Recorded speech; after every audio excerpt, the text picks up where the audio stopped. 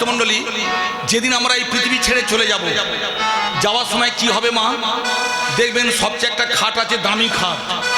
হ্যাঁ, ওই এত দামি খাট, যে খাটে শুধু একবার আমরা সুযোগ পাবো, সেই খাটে নিয়ে বেঁধে নিয়ে যখন শ্মশানে যাবে, আপনার সন্তান কাঁদছে, আপনার কন্যা সন্তান কাঁদছে, পরিবার প্রতিবেশীরা কাঁদছেন। সেই যখন আপনারা কাঁদছেন, তখন আপনাদের ব্রাহ্মণ ঠাকুর বললে, ও বাবা, ও খোকা, তুই কাঁদছিস কেন? বাবা মারা গেছে, আমাদের আপনজন মারা গেছে, তাই কাঁদছি। এখন কাঁদার সময় নয়, বাবার জন্য পরকালের ক্রিয়া করতে হবে। কি, তোর বাবা কষ্ট পাচ্ছে? বললে বাবা তো মারা গেছে, আবার কষ্ট কি? থাম, আপনারা শুনে রাখুন, মানুষ মারা গেলে মানুষের সব শেষ হয়ে যায় না। আমরা মনে করি শেষ হয়ে গেছে, নিঃশ্বাস প্রশ্বাস বন্ধ হয়ে গেছে মানে শেষ হয়ে গেছে, মোটেই নয়। একটা মানুষ যদি মারা যায়, 3.5 ঘন্টার মধ্যে তার দেহ থেকে চোখ দুটো যদি তুলে নেন, লাংস মানে ফুসফুস তুলে নেন, কিডনি যদি তুলে নেন, আর 3.5 ঘন্টার মধ্যে ভক্তমণ্ডলী তার লাংস, ফুসফুস, কিডনি, চোখ দুটো অন্য কোনো দেহের মধ্যে যদি প্রতিস্থাপন ঘটাতে পারেন, সে সেই চোখ দিয়ে দেখতে পাবে। তাহলে বুঝতে পারছেন, তখনও টিস্যু মানে কোষগুলো ঠিক থাকে।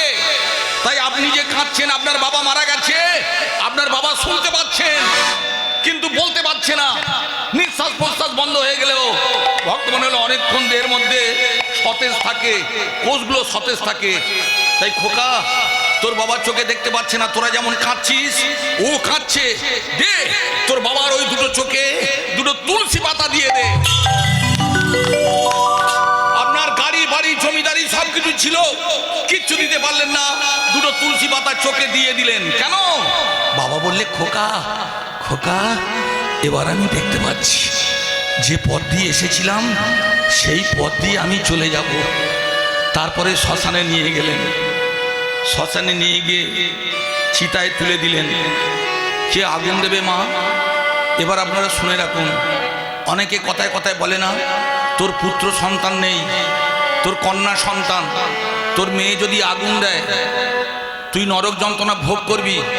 তোর 10 বিঘে জমি আছে, লিখে দে, আমার ছেলে আগুন দেবে। এই রকম মারাত্মক অন্যায় ভুল কাজ আপনারা করবেন না। ভালো করে শুনে রাখুন, এই ভারতবর্ষ মুনি ঋষির দেশ।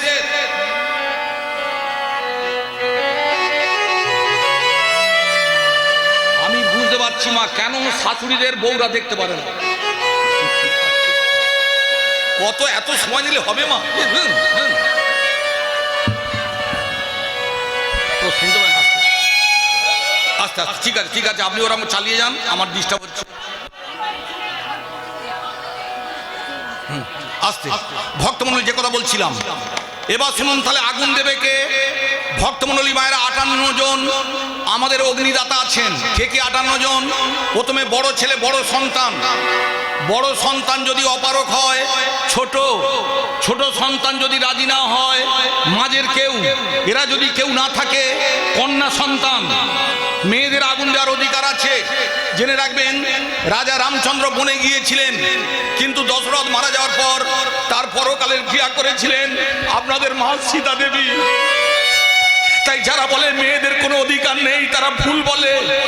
ভক্তমণ্ডলী মায়েরা, মেয়ে যদি না থাকে, নাতি নাতনি, এরা যদি না থাকে, মামাতো পিস্তত ভাই, এরা যদি না থাকে, প্রতিবেশী যে কেউ, এরা যদি না থাকে, শুনে রাখুন, আজ থেকে বছর 6 আগে গিয়ে করোনা হয়েছিল, আমার গাড়ি আপনাদের এনআরএসে চলতো।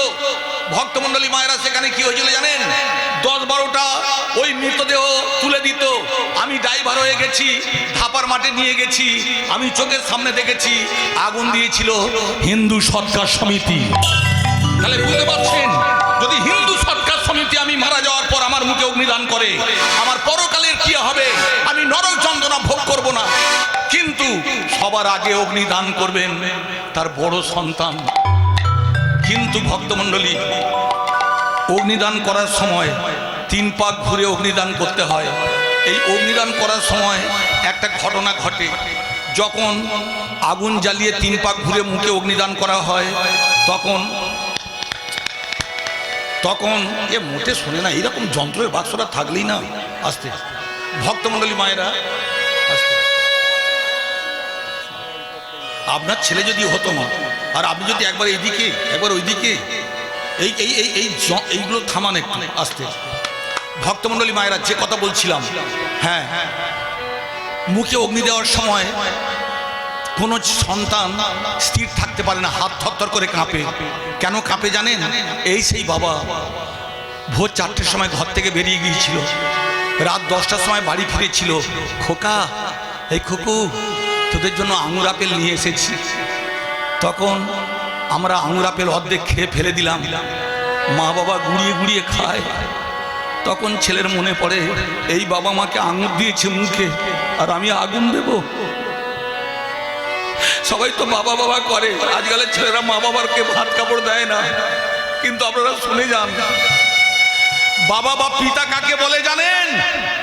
পুজোর সময় যে ছেঁড়া জামা পরে ঘোরে, আর ছেলেদের জন্য নতুন জামা কাপড় প্যান্ট কিনে দেয়, জুতো কিনে দেয়।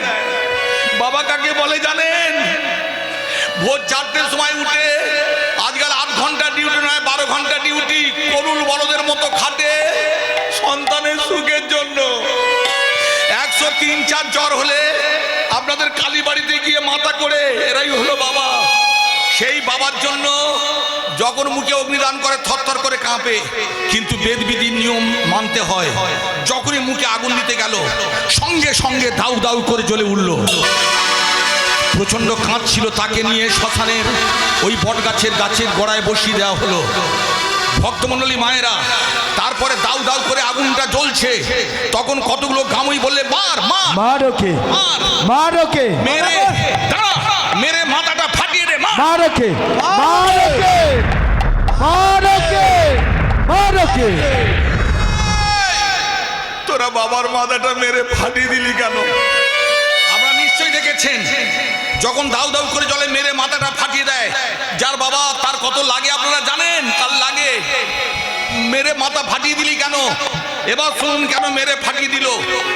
ভক্তমণ্ডলী, এই যে আমরা এসেছি মর্তধামে, কে কি আমাদের দিয়েছিল? বাবা দিয়েছিল 4টে অংশ। কি? অস্থি মানে হাড়, হাড়ের ভিতরে আছে মর্জা, তারপর আছে নখ আর কেশ। এই যে এত দামি বাড়ি দেখতে পাচ্ছেন, ওপরে আছে প্লাস্টার, বালি, সিমেন্ট, তার ভিতরে আছে আস্তে ইট, তার ভিতরে আছে লোহা। এই যে দাঁড়িয়ে দাঁড়িয়ে কথা বলছি, আঙুল তুলে কথা বলছি, এই ক্ষমতা দিয়েছি কিন্তু বাবা। তাই একবেলা খাবেন, এক সন্ধে খাবেন, কোনোদিন কোনো অবস্থায় বৃদ্ধ বাবার দিকে এইভাবে আঙুল তুলে কথা বলবেন না।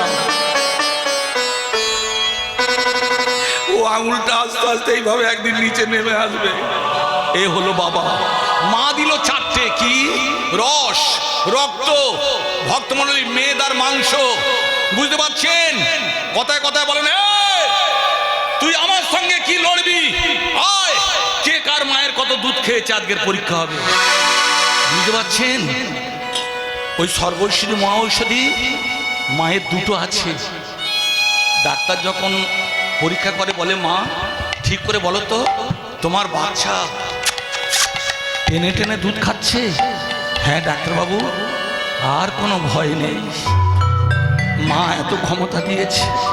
তাই জানো মা, আজকালের মেয়েরা নয়, বাচ্চাদের মাতৃ স্তনদুগ্ধ দিতে চায় না। এইসব আমুল, মাদার ডেয়ারি, আমি তো ওতে কাজ করতাম। মাগো, কি ভেজাল, কি ভেজাল। আমাদের যা হয়েছে, আমার এই সোনাদের কোনোদিন এই ভেজাল খাবেন না। ভগবান আপনাদের এত বড় ক্ষমতা দিয়েছে, ওদের বঞ্চিত করছেন। তারপরে ভগবান দিলেন, তাহলে বাবা দিলেন 4টে, মা দিলেন 4টে, ভগবান দিলেন 10টা। তেজ, ক্ষিতি, মরু, বোম। ভক্তমণ্ডলী, ভক্তি, বিশ্বাস, অহংকার, এইভাবে 10টা দিলেন। এখন আপনাদের প্রশ্ন হতে পারে, অহংকারটা দিল কেন? অহংকার তো পতনের কারণ, এসে অহংকার নয়। ভগবান আছেন, ভগবান থাকবেন, ভগবান ছিলেন। তোমরা আমায় মারতে পারো, কিন্তু ভগবানের গুণগান আমি বন্ধ করব না। এই হিন্দুস্থানে পাঠান, মোগল, শেখ, সৈয়দ হাজার হাজার বছর ধরে রাজত্ব করেছেন। 200 বছর রাজত্ব করেছেন ব্রিটিশরা। পেরেছেন আপনার সনাতন হিন্দু ধর্মকে স্তব্ধ করতে? মুসলমানরা তো আমাদের শাস্ত্রগুলো পুড়িয়ে দিয়েছিল, ব্রাহ্মণদের মেরে পুঁতে দিয়েছিল, তবু আপনাদের ধর্মকে স্তব্ধ করতে পেরেছেন। তাই ভক্তমণ্ডলী, এই অহংকার, ভগবান আছেন, ভগবান থাকবেন, ভগবান ছিলেন, এই অহংকার যেদিন আসবে আপনি ভগবানের চরণে পৌঁছে যাবেন। তাহলে ভগবান দিলেন 10টা, আর পিতা ব্রহ্মা কি দিলেন? পিতা ব্রহ্মা দিলেন এই মাথাটা। আর ভোলানাথ মহেশ্বরকে বললে ও যাচ্ছে মর্তধামে। মর্তধামে কি আছে? মর্তধামে আছে, মায়েরা শুনে রাখুন, কামিনী কাঞ্চন অর্থ সম্পত্তি বিষয় বৈভব। সেটা কিরকম? যত দামি পুত্র সন্তান হোক, মাগো কামিনীর পাল্লায় পড়লে হরিবোল হয়ে যাবে। বুঝতে পারছেন? কত মুনি ঋষি পর্যন্ত হরিবোল হয়ে যায়। তাই ও যখন মর্তধামে যাচ্ছে, মায়ার জালে যাতে না হারিয়ে যায়, পিতা ব্রহ্মা বললে, ভোলানাথ মহেশ্বর তুমি সবচেয়ে দামি বৈষ্ণব, দাও ওর কানে মন্ত্র দাও, ও যেন মর্তধামে গিয়ে সব ভুলে গেলেও হরিনাম ভুলবে না। হরে কৃষ্ণ হরে কৃষ্ণ কৃষ্ণ কৃষ্ণ হরে হরে, হরে কৃষ্ণ হরে কৃষ্ণ কৃষ্ণ কৃষ্ণ হরে হরে, হরে রাম রাম রাম হরে হরে, হরে রাম রাম রাম হরে হরে, কৃষ্ণ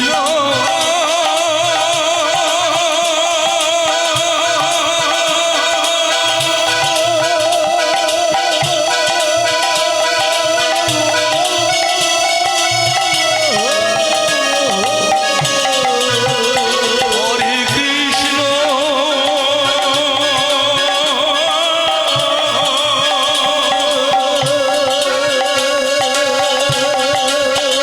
হরে কৃষ্ণ হরে কৃষ্ণ হরে কৃষ্ণ কৃষ্ণ কৃষ্ণ হরে হরে। বুঝতে পারলেন মায়েরা? পিতা ব্রহ্মার অনুরোধে সবচেয়ে দামি বৈষ্ণব ছিলেন ভোলানাথ মহেশ্বর। তিনি আমাদের দীক্ষা দিয়েছিলেন মাতৃজঠরে। আমরা ওখান থেকে বেরিয়েছিলাম, আর বার হবার সময় বলেছিলাম, ভগবান একবার বার হতে দাও, মাতৃজঠর এইটুকু জায়গায় কায়দা করে হরিনাম গাইতে পারছি না। মর্তধামে যাব, বড় জায়গা পাবো, নেচে নেচে নেচে নেচে হরিনাম গাইব। এই যে বসে বসে গল্প করছেন নয়, এগুলো ওখানে বলে আসেননি যে হরিবল, এগুলো বলেননি। এখানে এসে কি করলাম কাউকে যেন বলবেন না মা। যে বছর করোনা গেল সব কিছু বন্ধ ছিল, সরকার বাধ্য হয়ে মাল দোকান খুলে দিল। একদিনে 1400 কোটি টাকার মাল বিক্রি করলো। কারা খেলো? ওরা তো বলে বেরিয়েছিল হরিনাম গাইবো। তাহলে দুধ দোকানে গেল না, মাল দোকানে গেল কেন? বুঝতে পারছেন ভক্তমণ্ডলী মায়েরা? তখন পিতা ব্রহ্মা বুঝতে পেরেছিলেন ওরা ভগবানকে ভুলে গেছে। যখন শ্মশানে এসেছে, দে মেরে মাথাটা ফাটিয়ে দে। আমি মাথা দিয়েছিলাম, ওই মাথাটা আমি কেড়ে নেব। ওকে 9 লক্ষ বার জলে জন্মাতে হবে, 20 লক্ষ বার বৃক্ষ হয়ে জন্মগ্রহণ করতে হবে, 11 লক্ষ বার কীট পায়খানা প্রস্রাব করে যে পোকাগুলো দেখতে পান ওই রকম পোকা হয়ে জন্মগ্রহণ করতে হবে, 10 লক্ষ বার পাখি, 30 লক্ষ বার জন্তু জানোয়ার, আর 4 লক্ষ বার এই মনুষ্য জীবন। তবে এই মানুষের মধ্যে অনেকে অমানুষ আছে। অমানুষগুলো কিরকম দেখতে? আমার আপনার মতো। তাহলে তারা অমানুষ হলো কি করে? তারা দেশের কথা চিন্তা করবে না, দশের কথা চিন্তা করবে না। বান্ধবীর খাটের তলায় টাকা পাওয়া যাচ্ছে, কিছু মনে করবেন না। এই রকম অবস্থায় যারা এই মর্তধামে এসে ভগবানের গুণগান ভুলে গিয়ে দেশের দশের কথা চিন্তা না করে শুধু নিজের কথা চিন্তা ভাবনা করে নেশা ভাঙ করতে শুরু করলেন, তখন পিতা ব্রহ্মা বললেন, মা মেরে মাথাটা ফাটিয়ে দে। ভক্তমণ্ডলী মায়েরা, এইভাবে পুড়তে পুড়তে 3 ঘন্টার মধ্যে দেহটা পুড়ে ছাই হয়ে গেল। তখন ব্রাহ্মণ বৈষ্ণব বললে, খোকা যা, তুই স্নান করে আয়, এক কলসি জল তুলে নিয়ে আয়, নিয়ে বাবার ওই শ্মশানের চিতায় ঢাল। চিতা শান্ত হলো, ঠান্ডা হলো, ওর ভিতর থেকে একটা ছোট নাভি পেলেন। ভক্তমণ্ডলী, সব কিছু পূর্বে নাভিটা পড়ে না।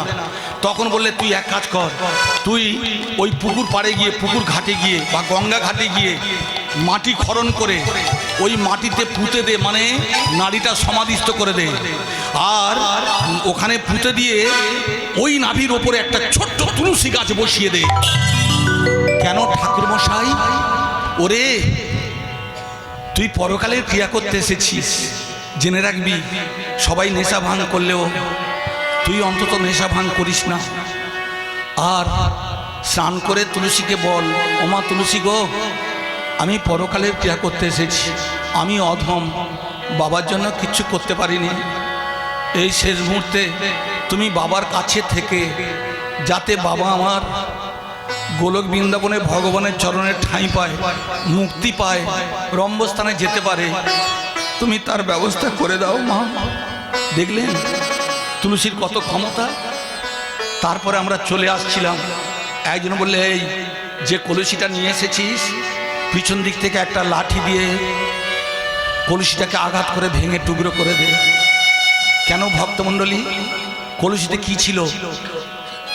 অব তেজ মরু ক্ষিতি বোম, জল ছিল, আগুন ছিল, মাটি ছিল, ভক্তমণ্ডলী মায়েরা, ধাতু ছিল, আর কি ছিল বলুন তো? বাতাস ছিল। সব কিছু শেষ হয়ে গেল। এখন কথা হলো, পিছন দিক থেকে মারলো কেন? যখন পুড়িয়ে বাড়ি আছেন, কলসিটা পিছন দিক থেকে মারেন কেন? তার মানে মানুষ যখন মারা যায়, ভক্তমণ্ডলী মায়েরা জম আক্রমণ করে পিছন দিক থেকে। আমি জানি না আমি কবে মারা যাব, তাই মৃত্যু আমার পিছনে দাঁড়িয়ে আছে।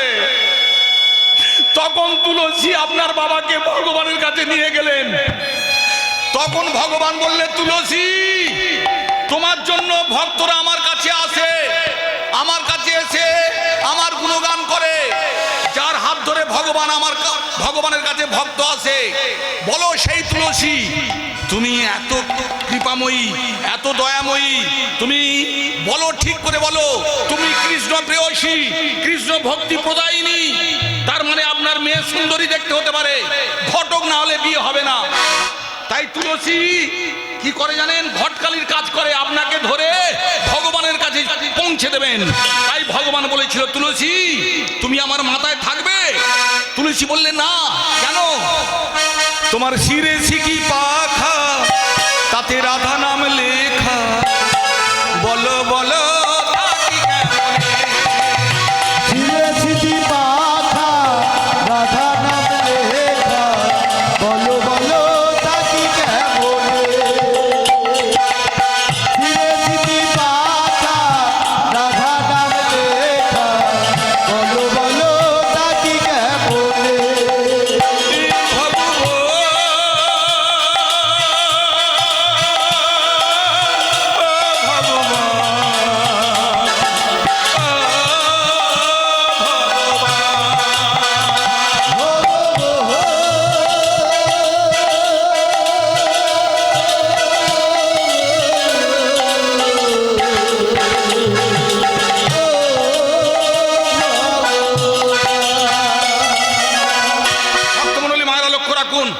তুলসী কৃষ্ণ প্রেয়সী, কৃষ্ণ ভক্তি প্রদায়িনী।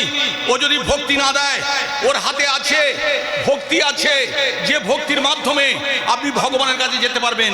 তাই ভগবান বলেছিল, তুমি আমার মাথায় থাকো, তোমার জন্য ভক্তকে আমি পাই। তুলসী বলেছিল, মাথায় থাকবো না। কেন? ভগবানের মাথায় কে বসে আছেন মা?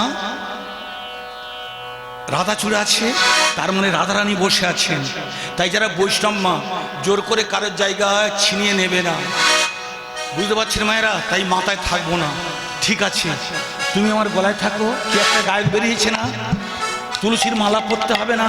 ভগবান বলছে, তুমি আমার গলায় থাকো। তুলসী বললে, থাকবো না। কেন? তোমার গলে গলো মালা, ওহে চিকন কালা, বলো বলো থাকি কেমনে। গলে বনো মালা, ওহে চিকন কাহালা, বলো বলো তাকি কেমনে। মায়েরা, এবার আপনারা বলুন তো মা, ভগবানের গলায় মালা ছিল না? হ্যাঁ, মণিমুক্তার মালা। তবে ভগবানের মা, মা যশোদা প্রত্যেকদিন একটা মালা দিত। সেটা কোন ফুলের মালা মা বলতে পারবেন? আমি বলি, আপনারা শুনুন মা, চাঁপা ফুলের মালা। কেন? ভগবান ছিল কালো, বুঝতে পারছেন? চাঁপা ফুল মানে কাঁচা সোনার মতো দেখতে। তাই আপনারা শুনে রাখুন, এই মুহূর্তে 84,000 টাকার সোনার ভরি। তবে সোনা সবার পরতে লাগে না। যারা কাঁচা সোনার মতো দেখতে, যারা প্রচণ্ড ফর্সা, তাদের সোনা পরলে বেমানান লাগবে। তাহলে সোনাটা পরবে কে?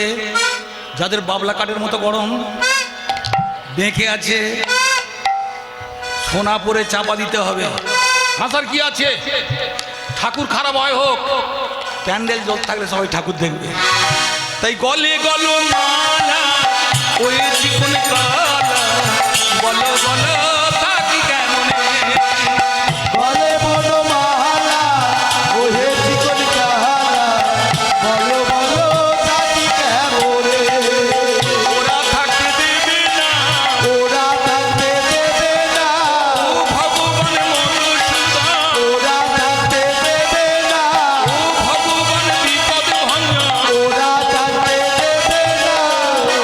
দেখলেন, গলায় চাপা ফুলের মালা, মণিমুক্তার মালা।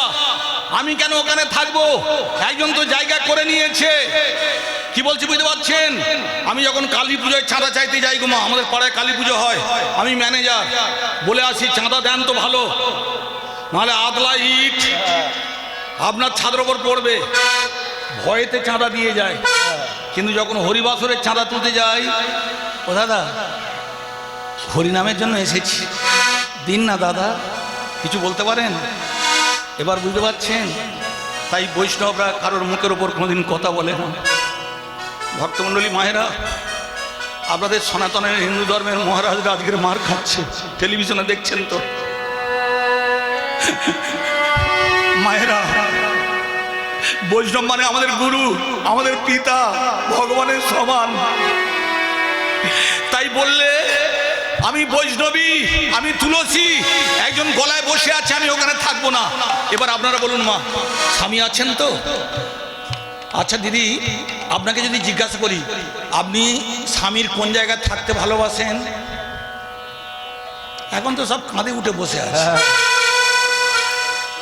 এক কোথায় না, সত্যি যারা সতী নারী হবে তারা বলবে, আমায় মারতে হয় মারো, কাটতে হয় কাটো, তোমার চরণতলে ঠাঁই দিও। এই বউটা বলে আজকালের নয়, চিরকালে এরকম ব্যায়ামগুলো থাকে গো মা, ব্যায়াম সারাতে হয়।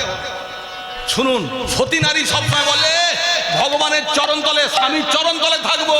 বলো বলো বলো তুলসী, তুমি আমার চরণতলে থাকবে না? কেন? শ্যামের পায়ে সোনার নূপুর বাজে কেমন ঝুনু ঝুনু, বলো বলো থাকি কেমনে? শ্যামের পায়ে সোনার নূপুর বাজে যেন ঝোলো ঝোলো, বলো বলো থাকি কেমনে? ওরা থাকতে দেবে না, ওরা থাকতে দেবে না, ভগবান মধুসূদন, ওরা থাকতে দেবে না, কি করিব কোথায় যাব? ওরা থাকতে দেবে না। দেখলেন ভক্তমণ্ডলী মায়েরা, ভগবান বলেছিল তুলসী আমার মাথায় থাকো। যে এত বড় কাজ করে গেছে সেই তুলসী বলছে মাথায় থাকবো না, ওখানে রাধারানী আছেন। গলায় থাকো বলে ওখানে মণিমুক্তার মালা, চাপা ফুলের মালা, ওখানে থাকবো না। বললে চরণে থাকো, বলে ওখানে মাগো সোনার নূপুর আছে, ওখানে থাকবো না। তুমি কোথায় থাকবে? সনাতনী হিন্দু ধর্মের যত মন্দির থাকবে, মন্দিরের সম্মুখে একটা তুলসী গাছ থাকবে। ভোর 4টের সময় আপনারা আমার মা, আপনারা আমার পিতা, ভগবানের ভক্ত, ভোর 4টের সময় স্নান টান করে ওই তুলসী তলায় আসবেন। আর আপনারা চোখে জল নিবেদন করে বলবেন, ও মা তুলসী দেবী, একটা তুলসী পত্র দাও। ও মা তুলসী দেবী, একটা তুলসী পত্র দাও। ভক্তমণ্ডলী মায়েরা, তুলসী পত্র ছাগলে যেভাবে মুড়িয়ে দেয় ওইভাবে নয়, হ্যান্ডেলটা যেন থাকে, এইভাবে তুলসী পত্র তুলবেন। আর তুলসী আপনার হাত ধরে তবে মন্দিরে নিয়ে যাবেন। মনে থাকবে মা, ভীমনাগের সন্দেশের দরকার নেই, নলেনগুলের সন্দেশের দরকার নেই, জয়নগরের মদ দরকার নেই, হ্যাঁ কেসি দাসের রসগোল্লা দরকার নেই। একটা তুলসী পত্র, গঙ্গা জল আর চন্দন মিশ্রিত অবস্থা যদি দিতে পারেন তাতেই কাজ হবে।